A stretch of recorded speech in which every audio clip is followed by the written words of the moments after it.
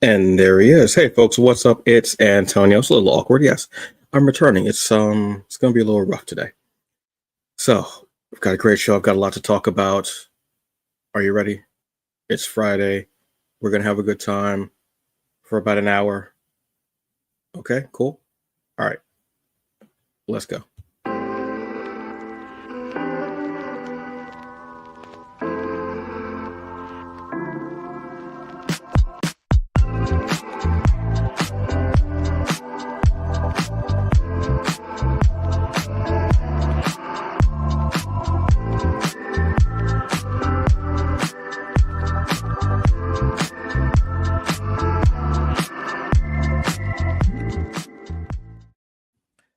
Hey folks, what's up? And welcome to the Hungry Bleek Show. I am Antonio Pomadas, aka the Hungry Bleek, the hungriest man in the room. You can take that however you want. So it's been a bit, maybe about a month or so, a little over a month, maybe. I don't know. But welcome back to new uh, viewers and listeners, and to my pancake heads who I adore. Thank you so very much for being back. Let's start this off by doing our checkup. All right, how y'all doing? It's been a minute. I hope work has been well. I hope personal life has been well. I hope everything is better than it was, or at least you're getting to the point where it is better. There's a lot going on. Breathe. We're going to have some fun for this time. I'm going to talk about some stuff that I've really been excited to see, some stuff that's coming back. And you know what month it is, so you know that's my favorite month of all. So let's start with some comic book related news, shall we? So first thing up is the comic shop dropped, and I did not mean to make that kind of rhyme. I promise I didn't. And the show is phenomenal. You can check it on YouTube. They also have an Instagram, and there's a website that's going to be coming soon as well. This is the mockumentary workplace comedy, excuse me, from the brain of Cheyenne Uwulu. Hope I'm pronouncing your name properly. This show is just so funny and incredible. It's basically it's a workplace comedy set in a comic book shop, where Cheyenne is like the lead, but it is an ensemble cast, which are of these kind of zany characters, and the mishaps that happen in a comic book shop. But at the end, it's always like a very endearing show. And the set is incredible. The cast is dynamic. They're funny, and the chemistry is really there. And the cringe moments are meant are meant for you to go. I just some of it, but it's really fun. And I just really enjoyed it. It was a fun, happy time. Yes, that is the ice cream truck that you hear outside at 7 p.m. when it is dark. I'm not going out there because how clowns get you. And I'm not going to be a victim of clown attack or assault. Clown assault. That's not a thing. But anyway, yeah, so please go check this out. This was great to see this from a Kickstarter to this hit show. And yes, we're not going to put qualifiers on or anything like that. This is a hit show. This is a hit show on a huge streaming platform. That is incredible, amazing, beautiful. Congratulations to Cheyenne and the cast who do this phenomenal job. The show for me, it really hit in the third episode, where there were just some of the best jokes. I think we're in the third episode, things that really hit me, and it's just getting better as we're going. I'm excited to see what they come out with next.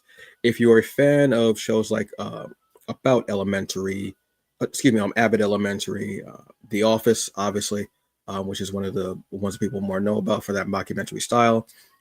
The Office, and there's also Parks and Rec, which was when I believe there's a hospital one out now as well. I believe there's one called The Paper, which is out now. If you're a fan of that type of thing, and you are a comic book fan, or if you've worked in a comic book shop, or you just want something that's a bit different in a different workplace environment, check out the comic shop. It is absolutely, it's a win. It's a definite win. Awesome stuff. I love seeing it. The way they show Black comics as well. I mean, I saw a lot of comics that I've known. I saw names I knew, companies I knew, and I was like, that's cool. It's awesome to represent for that, and to have this show be so inclusive as far as the cast, and the storylines. We have these two exes between Stephanie's character and an ex of hers, which there's still that's got a sexual tension of characters, still maybe doing some stuff when they shouldn't be because that's their ex. We also have a budding romance possibly among two of the employees. There was a rat involved in one of the storylines, a burglary. Uh, but in episode 3, that was the episode that hit me the most because if you know Black Planet, you'll get the reference that I'm just saying. Black Planet, you'll get the reference of there, yeah, because it was very funny. So yeah, this is a hit. Go and check out the comic shop. Episode 6 actually dropped tonight, and I have to catch up on that episode. But I've had a great time. This is going to be a rewatch as well.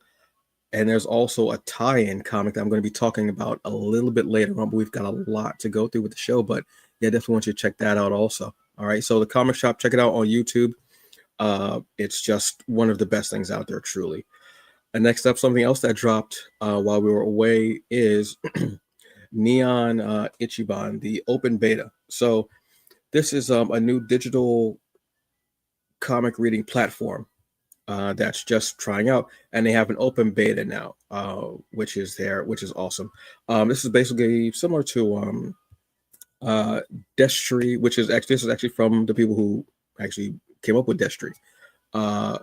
You go on here, obviously you buy comics and you can read them digitally. Now they do not have an app yet because this is just the open beta, like I said, but they have some of the biggest companies out here, obviously.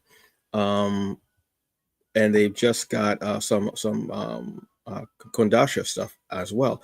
So you'll see, like you're saying, they're having day one drop. So you're getting comics, you're getting from DC, you're getting Marvel, you're getting Dark Horse. I think at some point they're actually going to have their original stuff too, which is what you want. They have a whole bunch of free comics, which are usually like free comic book comics that are actually free. They're not going to charge you Comixology. They're having a backlist. So every day, pretty much, they're kind of adding to what they have. So far, the publishers that they have are, let's see a full list of their publishers. Let's see if we can bring them up. Yeah.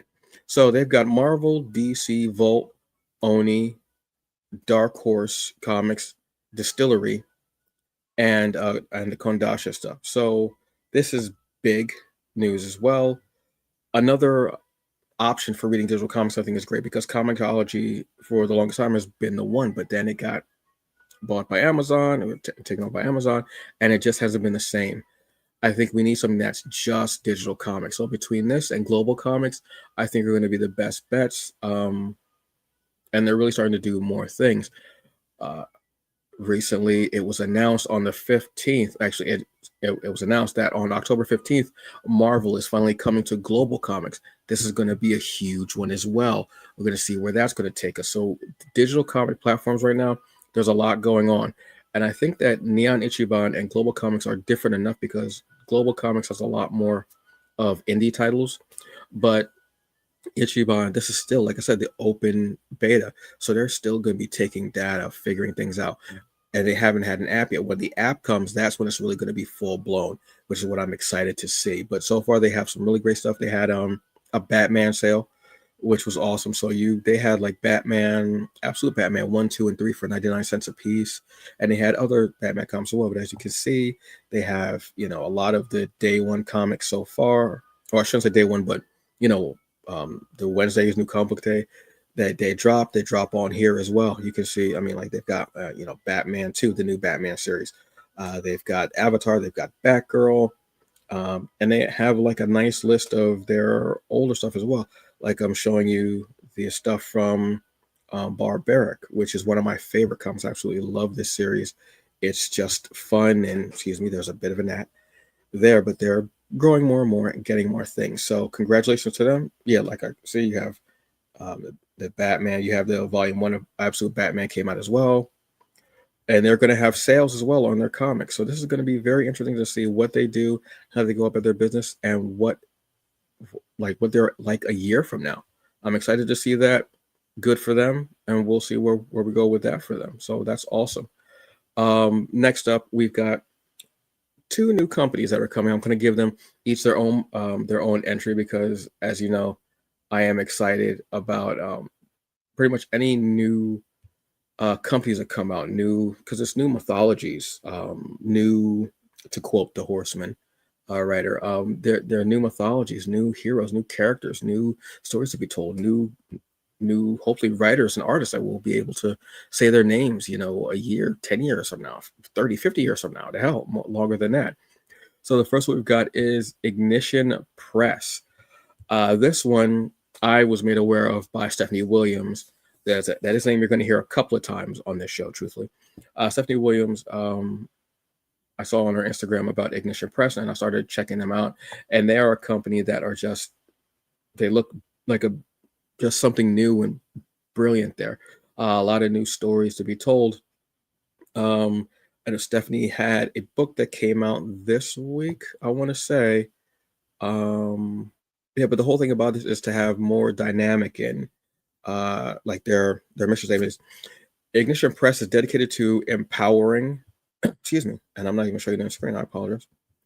Ignition Press is dedicated to empowering vibrant creativity through creator-driven original stories told with the integrity and commitment that meet their audience where they are. Love that. And seeing people who you may not know of for their creator-owned stuff, this being their first foray. Like I believe for Stephanie, this was her first foray into creator-owned territory. And I'm all for it. As you can see, they are obviously have merch. I obviously want a t-shirt. I mean, that just goes without saying. Definitely want it. Love that Ignition t-shirt, truthfully. Yeah, but the comic that Stephanie came up with is Roots of Madness. That, just like I said, just dropped. And as you can see, this, which is a beautiful cover, good gracious, this one sold out, which is awesome. I love that. I love that for her. I love that for this company and what we're going to be getting from them. Any new company that comes out, new company, new publisher, I'm excited for them. I'm excited to see what they do. I'm excited who they bring to the fold. I'm excited to see what stories they come out with. This is no offense to Marvel and DC, but they have been around for a long time.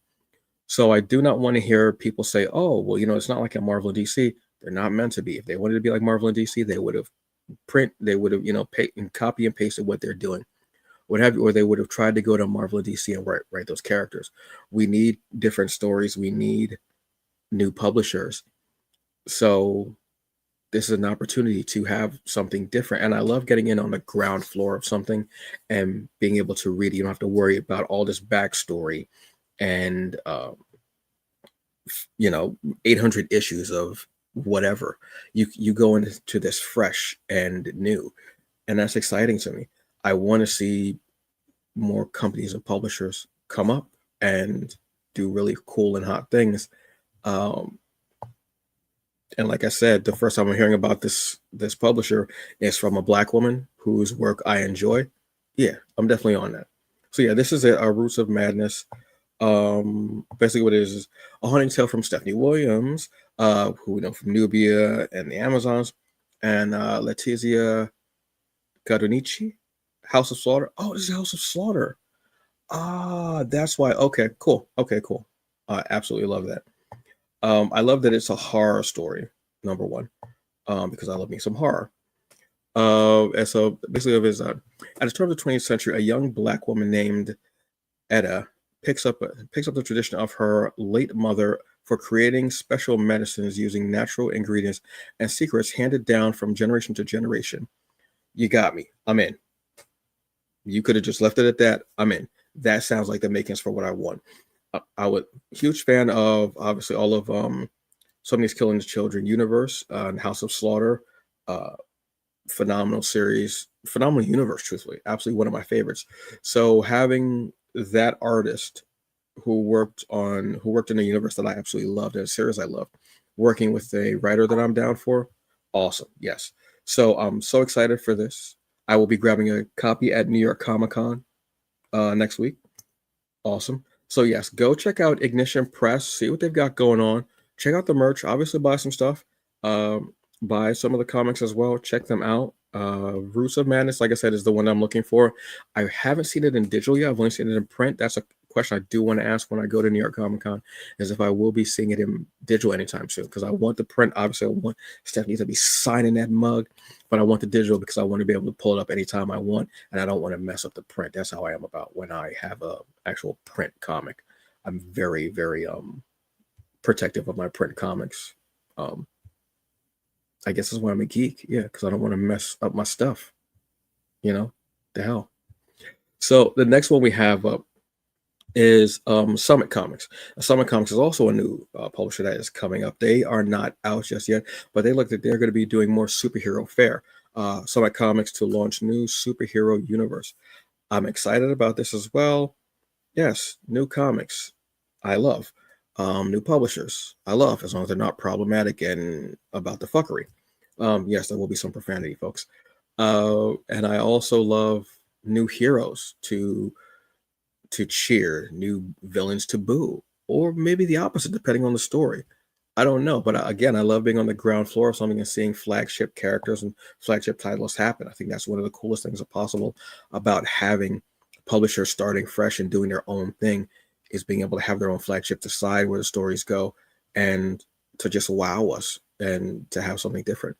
So yeah, this is a new company.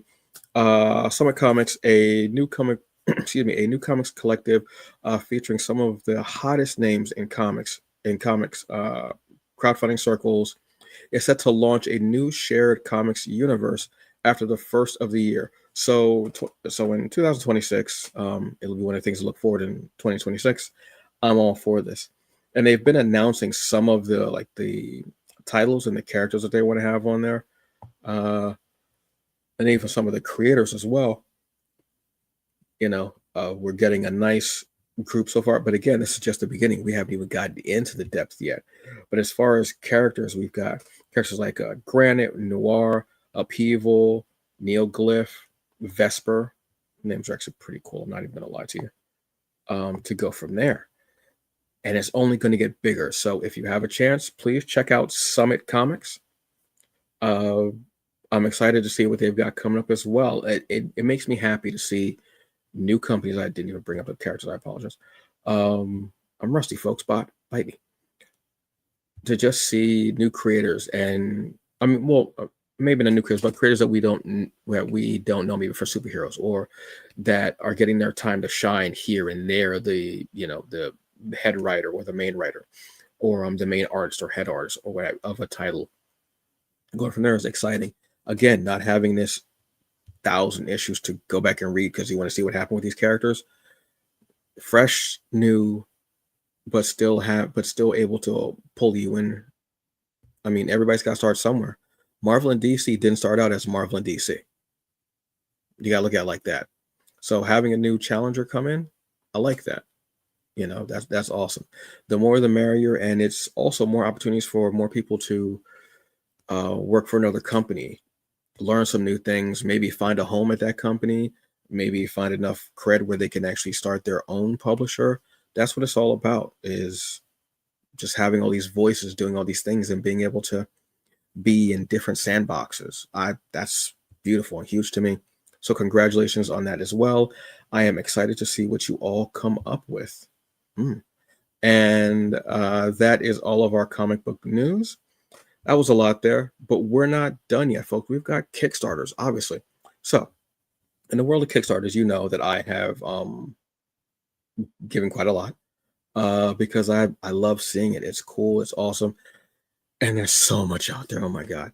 And there's some really cool titles out there. So I try to bring you the ones that I think are going to be great, and also from creators that are trusted. Unfortunately, sometimes we have people who just aren't on the up and up. So I do more due diligence now to tell you about comics that I know of, the creators are going to put something out there, or that I have gotten a preview of, that I've read and I'm like, wow, this is actually going to happen. Cool. One of those is from one of our favorites, who is Jaycen Wise. So Jaycen Wise comic is here. Yes, my God, I got Morian and I got Jaycen Wise in the same year. You can't tell me nothing. So Jaycen Wise Kickstarter is up. This is Jaycen Wise and the Tablets of Kush. And as you all know, I love me some Kush. I don't care if you get that joke or not. So here's like Jaycen is an immortal hero who reclaims stolen artifacts from museums and returns them to their ancestral homes. You all saw Black Panther, I'm guessing. Yes. So how Killmonger went into the museum and took the stuff back. Think of Jaycen Wise doing that, but him being immortal and throughout time reclaiming these artifacts, taking them back to where they belong to their ancestral homes. I love this idea. Similar to a reverse Indiana Jones. You know, excuse me. But India wasn't. In my opinion, India was right because he was punching out Nazis. And in this day and age, I ain't mad at that. So as you can see, this Jaycen Wise has been funded. I mean, all caps funded. But let's not stop there. Let's keep going because then that will just be more that we can have from this series and from Payback Entertainment and Stranger Comics. I've got to read the issue, a preview of it. Thank you very much to Stranger Comics, to Payback Entertainment, to Urias, for trusting me with that. I would show you, but I don't want to show you. Obviously, I mean I do want to show you, but I can't show you. But it was fun and adventurous, and it's an evolution from the art that we got years ago of Jaycen Wise. It's an evolution of the character. But we may still get those looks at a certain point in time because we're still seeing, for us, it's decades in the past. Excuse me. But for Jaycen, it's like a minute because he's immortal. And that's the story of him, obviously, reclaiming an artifact. We're introduced to him, and you definitely feel a depth to him. You feel a weight almost on him because he's been around for so long. And being a black man, being around for so long, you've seen some stuff. But then we jump into action with him reclaiming and going up against, thieves of ancestral homes. Honestly, artifact thieves. I love the fact that you see the weight of that, and you can see how certain things can bother him, and him having that duty of wanting to take back these items and return them to where they properly belong and to set things right. And when he springs into action, you feel him kind of taking the weight out of that on the pilferers, on the thieves, which I also enjoyed. I'm excited to see where Jaycen goes from this. I want to see him in different time periods. When we saw art from Jaycen like years ago, you saw him in different time periods. You saw him in Jim Crow. You saw him in feudal Japan. You know what I mean? We saw him in modern day. One of my favorite pictures of him is from Charlie Fab. Awesome pic of Jaycen Fro, and he looks like he's about to get into some work. I love that. So this was a thrilling ride. This was a very nice. Moria was more of an action-packed anime kind of berserk kind of feel to it. Jaycen feels like a bit of a more thought out but still action-packed series where there's where there's that weight to him of being a black man being around for so long and everything that he's seen. I know that we're going to get some stories that are just going to be heartbreaking, love stories. We're going to see stories about family, I'm sure, and to see about Jaycen's past. And then we're also going to get these moments of him taking back what doesn't belong to these people and sending it home, which I love. So this is one. We have 10 more days to donate to this. Please do. This is awesome. I had just the best time of it. And they have the covers are just dastardly work, truthfully. See Sebastian here. He's always on his way. But there are some of the most beautiful artwork as well, the different covers. I forgot what cover I may have gotten. I don't remember what cover I got because there are so many different covers. You see Jaycen here, see, and feudal Japan, kind of a Ghost of Tsushima kind of homage there. One of my favorite games. We've got Otaku Noir, obviously, is everywhere. And wherever there's a box and there's black folks, Otaku Noir is going to be there to give you something cool in that box. I absolutely love that. So yes, please go and check it out. There's so many incredible rewards Yeah, he's got an Akira styled one. Um, just their Bracers trading card, which I'm a fan of trading cards, obviously. There's a Kanan White cover, which is just one of the most dastardly individuals possible to ever pick up a pen. Truthfully, just the beautiful art and everything. Yeah, there's a lot there. I may have gotten an early bird one. Yeah, this is an homage to Indiana Jones, who I was saying. But Jaycen Wise is going to be that cat most definitely. So yes, check this out. Go and check out Jaycen Wise. You will not be disappointed in the Kickstarter or in that first issue. I can guarantee it. Now, someone else who has a Kickstarter out is the Comic Shop. Yes, yes, yes. The Comic Shop does have a Kickstarter out, but it's for a tie-in anthology series that they have for the live action series that they have on YouTube, which I love the idea of. I think it's one of the most incredible things possible. So this is a tie-in issue, like I've said, for the series. I just if starting out with a live action series, then you're getting a comic and just expanding this universe in such a beautiful way. I'm just excited about it because again, it's something new and fresh, new perspective, and new eyes, new writers. This is on some. This feels like very much Issa Rae type vibe, and I love that. I love the fact that Issa Rae inspired and just you know cast down the gauntlet. I was like, yo, come on, you got it and you do it. And Cheyenne is taking that and running with it indubitably. So we have the Comic Shop anthology, a hit TV show tie-in. Absolutely. Absolutely. Do it. Run it up, run it up. So we have 20 more days to pledge for this one.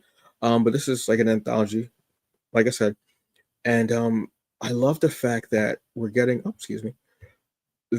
a tie into such a fun series, like I said, which has such a beauty to it, and it's an eclectic cast and very a, inclusive cast.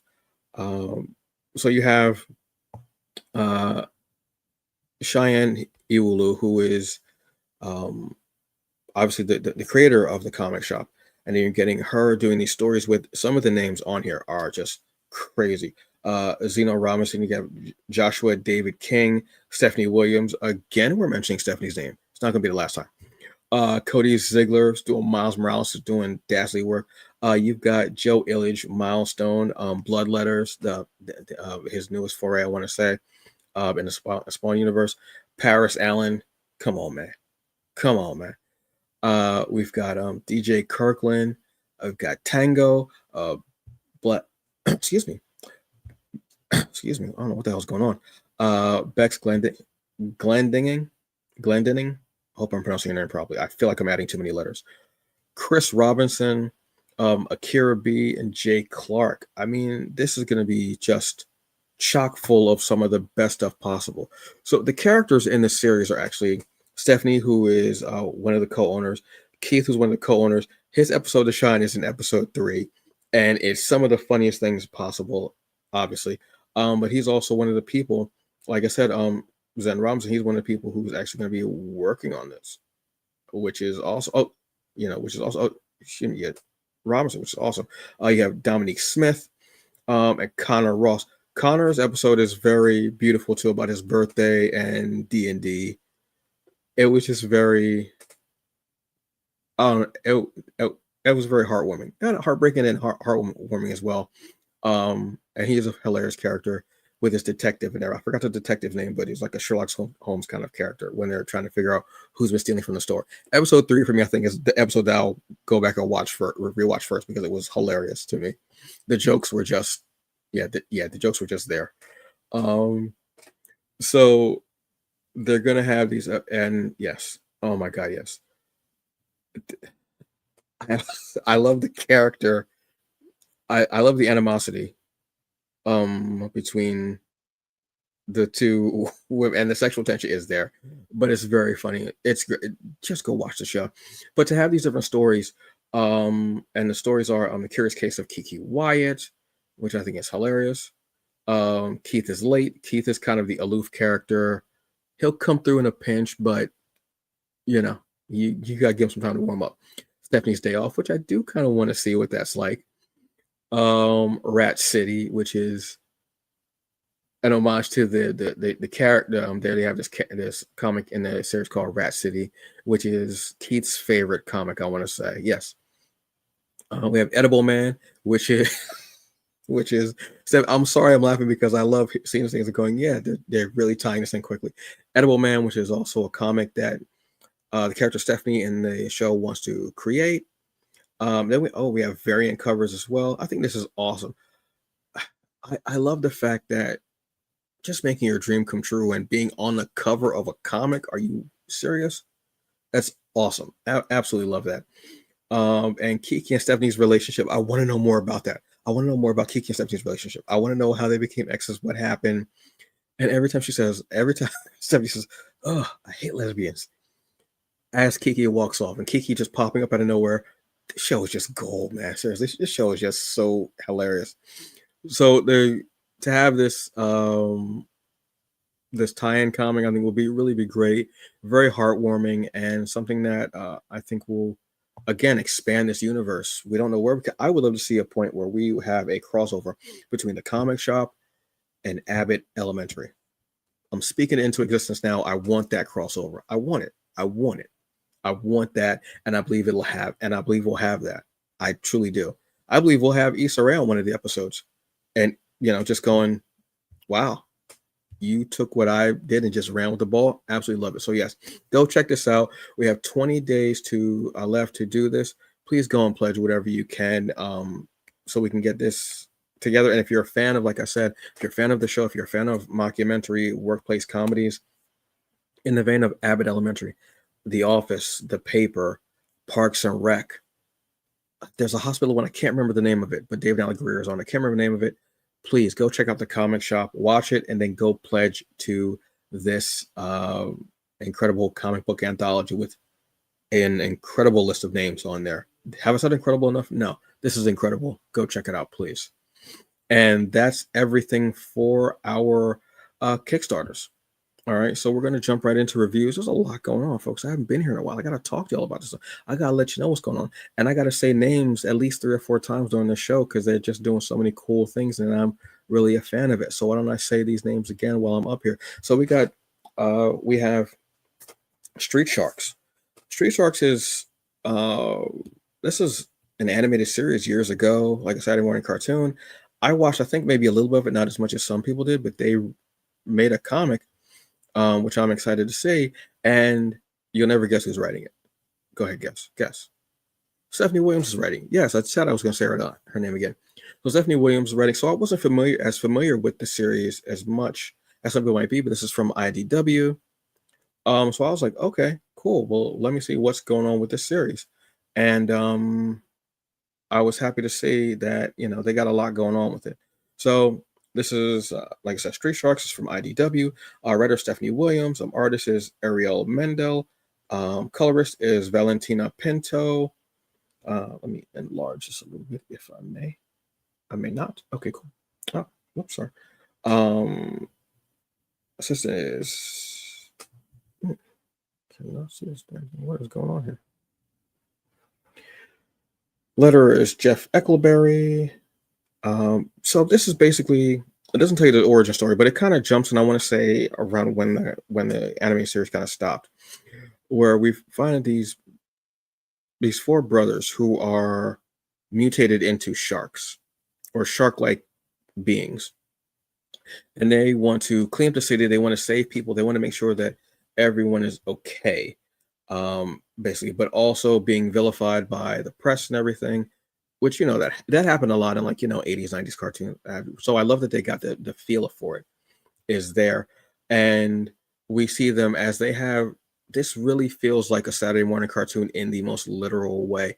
They captured the spirit of it perfectly, and just the feel of. I feel like this was almost like a love letter to Saturday morning cartoons in a way, because of how much it captures it. And the art style even feels like you're watching it on like ABC, NBC, CBS. Actually, no, I want to say this was on Fox, I want to say, which would make more sense because Fox at the time was a little more edgier. with some of their programming and their cartoons, such like that. I think this was on Fox, maybe. I have no idea.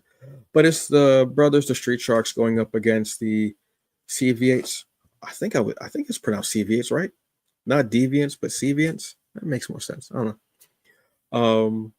And trying to stop them from collecting components for the evil professor to concoct his invention so he can mutate more of the city and bring them to this evolution point.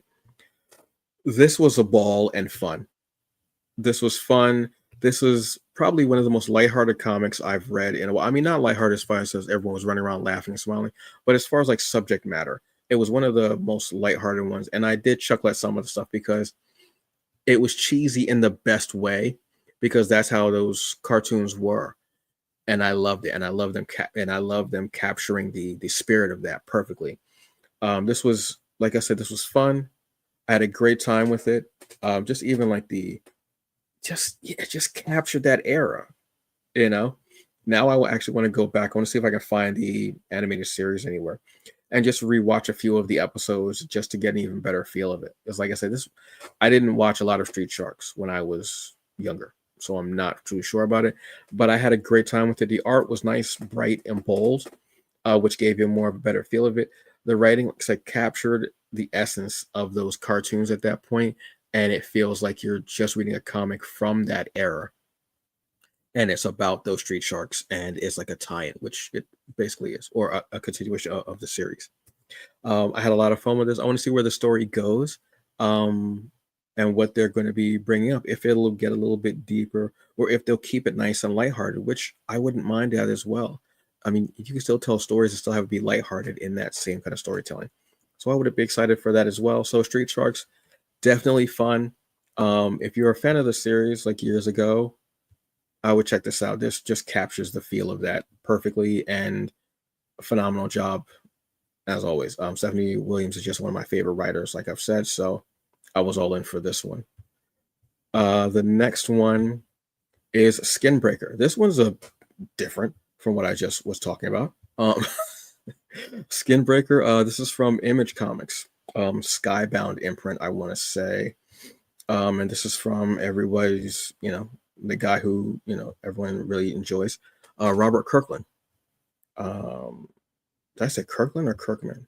I don't even know what I said. It's crazy. So, yeah, this is from Robert Kirkman. He's the writer, and David Finch, who is the artist, and they're the co-creators of it. Colors are Annalisa Leone, and letter is Russ Wooten. I've said Russ Wooten's name about 1,000 times on this show, not this episode, but about 1,000 times on this show, which lets me know it's going to be awesome. So on another world of playing, like a more like kind of a more primitive kind of planet. I don't want to say primitive necessarily, but a more natural planet. I don't know if that's even a way to say it. I don't know. There are these beings, and they're this tribe, and basically they have these weapons that have these particular, like I wish I could zoom in.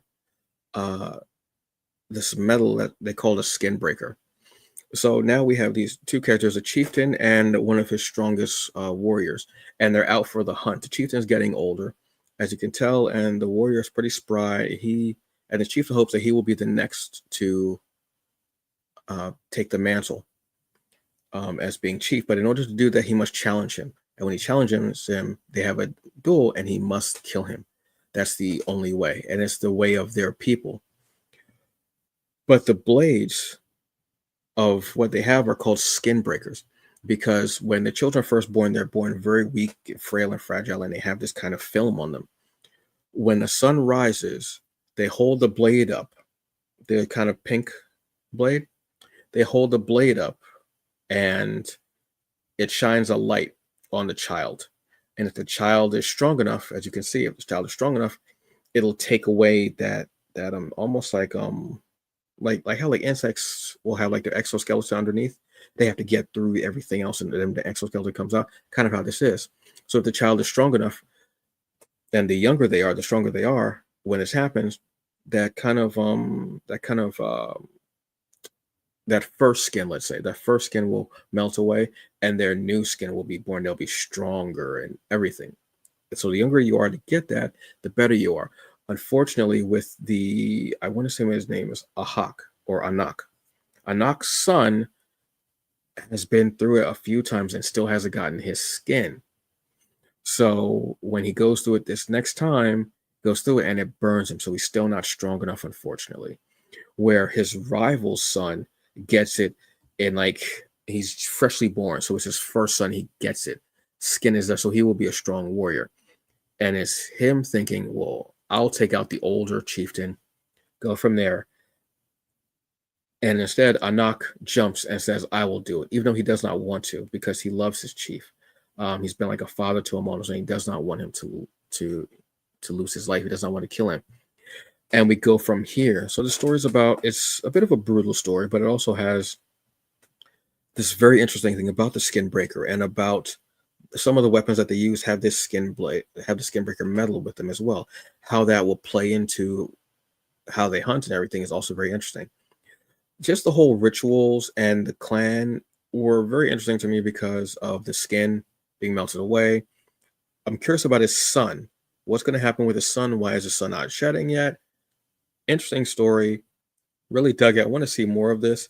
This is one I think they've been talking about for a while. I didn't know what that was about. I figured it's Kirkman, it's Finch. Let me check it out. I fell in love with Finch's work on Moon Knight Rock Bottom, I want to say it was. When I first got into Moon Knight was coming back. And just seeing his work with Moon Knight and seeing how broken Moon Knight was. He had pads, bruises everywhere. All this like just stuff going on with him was very interesting. Far cry from where Moon Knight is now. But this story was, like I said, it was brutal and visceral, but I really enjoyed it. I would love to see this as an animated series because this is so far from Invincible and far from The Walking Dead, that type of story, but still giving this kind of fantasy feel with it being on another planet, but don't know what planet it is. We don't know where it's at. There's got to be more to this. I'm enjoying this. That fact that even the fact that it's not about humans is interesting to me. But just getting this new story with this new kind of fantasy world, kind of almost like a, I don't want to say barbarians, but kind of like that feel to it. Sword and sorcery, maybe. I don't know if there's magic. Where does the metal come from? Why are the children born like this? A lot of questions. I want them answered. So yes, this is one that I definitely want to pay attention to. So Skinbreaker, it's only on issue 1, so you're good so far. So yeah, I would check out Skinbreaker immensely. It's fun, and I really dug it. All right, cool. Oh, I had them both going at one time. Wow. So the next one I would say is Red Hood. So this is a bit of a sticky wicket, as the English would say, probably 100 years ago. So Red Hood came out and was really great. I really enjoyed the hell out of it. Then it was canceled that day because of comments that were made about CK's death and how CK died. I will not say the person's full name because there's no point to that. I am not going to debate about it because the person really wasn't all that nice, truthfully. And what the person just was kind of like they just weren't a cool person anyway. So whatever. So Red Hood was going to be DC's a foray into a more mature comic book series, which Red Hood seems like the perfect person to do it, along with Huntress, who actually is in the comic as well. So this is DC, and this is part of the all-in vibe. Man, it's a shame because I really enjoyed this one too. So really a shame. So basically, this is Red Hood. Everything that's happened, I want to say, in the Joker War and all that stuff. So he's in a town, New Angelique, I want to say, which is kind of like New Orleans.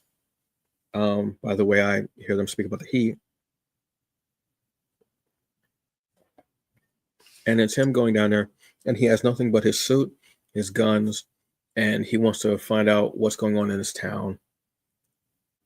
The only thing that bothered me about this was the fact that he keeps complaining about the heat and everything, but yet he wears combat boots, jeans, the heaviest leather jacket in the history of leather jackets, and that hoodie. You can't complain about the heat and then complain about and then be mad about the hoodie. You just don't wear it. and wear it. So he goes down there to try and figure out what's going on down there. And he comes up. There's this supernatural serial killer that's out. So you actually had me. You have a very noir kind of feel to it, which I loved. And the fact that there's a supernatural serial killer and Jaycen is not a supernatural character. He's just a man who actually has no qualms with being gray as possible or just going over the line completely, but then coming back. And then Huntress being there as well, who has the same kind of moral code or moral flexibility, I should say. There, I love that fact.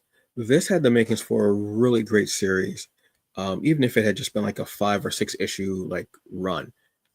You know, if they had just like, oh, it's just going to be 6 issues or 5, what have you, this would have been really fun. I would have had a great time with it. It felt very kind of like I said, noirish, very gritty. And you could feel that they were going for more of a mature um rated series. Unfortunately, we did not get that because of comments that were made uh, by the writer as far as CK's death. I don't think the comments were out of bounds because how the person said it was, except the person had a lot of things to say, and the way that they died was how they were okay with other people dying. So, and it was not in a very nice or polite way, let's say. The art felt really great and on point. The way the colors are fleshed out, and like I said, the sky even is that like kind of orange and red color definitely feels like it's going to be a humid ass day and hot. And plus, he's near water. Ain't no way I'm wearing that heavy ass coat and that hood in that heat. No, no, no, no. He should have went to someplace like Seattle or Portland. He should have went somewhere like that. He could have went to Canada, honestly. You know, if he was going to go there, I think he should have went with the short sleeve version of his costume. I don't know if I would have went with the full red, like heavy ass suit like that. I honestly wouldn't. I wouldn't have. I wouldn't. I wouldn't. Um, but yes, unfortunately, this was canceled before we could even really truly have fun with it. It was pulled out of comic book shops. It was actually pulled off of Comixology. Like I bought it, so I have it, but you can't find it on Comixology now. If you went to go back and read it, you could not. They pulled out of comic book shops. They refunded comic book shops back. I think they even gave them money for. I think they gave them money for all the ones that they didn't sell. They may even have given them money for the ones that they did sell. I can't. I don't know. I know it was wild. It happened in the span. But the downside to this, unfortunately, is that we're not getting more of this issue. And our writer was doing a great job on this. Our team was doing a great job on this, and they're not allowed to continue. It felt very, it felt very two-faced because not 24 hours later, DC was marketing an upcoming issue of Absolute Batman, where Batman beats up white nationalists. Meanwhile, you have a transgender writer who did a phenomenal job on this series, who made who made a post in haste, possibly, because I know that they have contracts and everything. There are certain things that they can and cannot do or cannot say on social media, but they made a post about a person who had very derogatory things to say about anyone who was not a straight white male, cisgendered. He had something to say about Black people. He had something to say about LGBTQ people. He had something to say about transgender people. So I feel it. I feel it was in the right, but you also have to watch your bag and the contract. But then to market, not 24 hours later, Absolute Batman beating up white nationalists. There's a huge disconnect there. I feel like that wasn't your best move. You could have played the field a little bit better, and you could have let this actually been a really cool 6-issue series or 6-issue book, and then put Greta on something else. But I really had a fun time with this. This could have been really something cool, but unfortunately, because of the way our country is right now, Um, oh, there was backlash, so they canceled the book. It's very sad. So if you're by chance somehow able to get a copy of Red Hood, read it, check it out. It was fun. I enjoyed it. I had a great time. And there we go. So, folks, all right, we're gonna do this. Wellness Check Friday. It's been a minute. I hope you all are feeling well. I hope you're feeling great. Hope you're taking your meds, whether it's for a physical, mental, or emotional ailment. Hope your week was splendid, or hope you are doing things to make it go more splendidly. All right. Um, you're doing the work. You're doing what you got to do, so you do what you got to do today, so you can do what you want to do tomorrow. That's always my thinking about it. All right. You're doing well. Just drink more water. You'll be all right.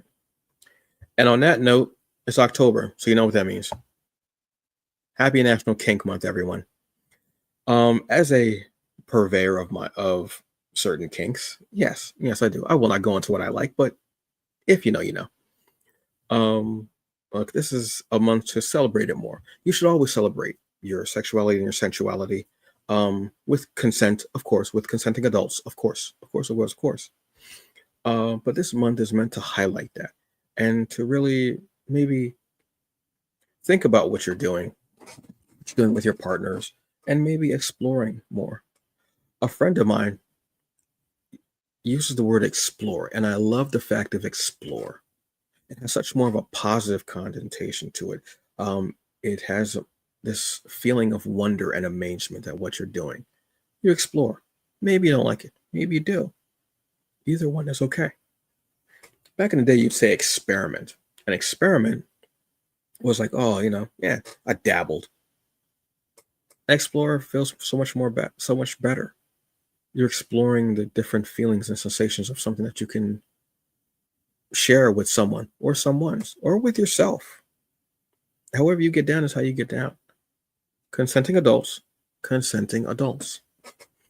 There are some things I am into. There's some things that I am not into. There's some things that I do not understand, and it's not my place to understand them.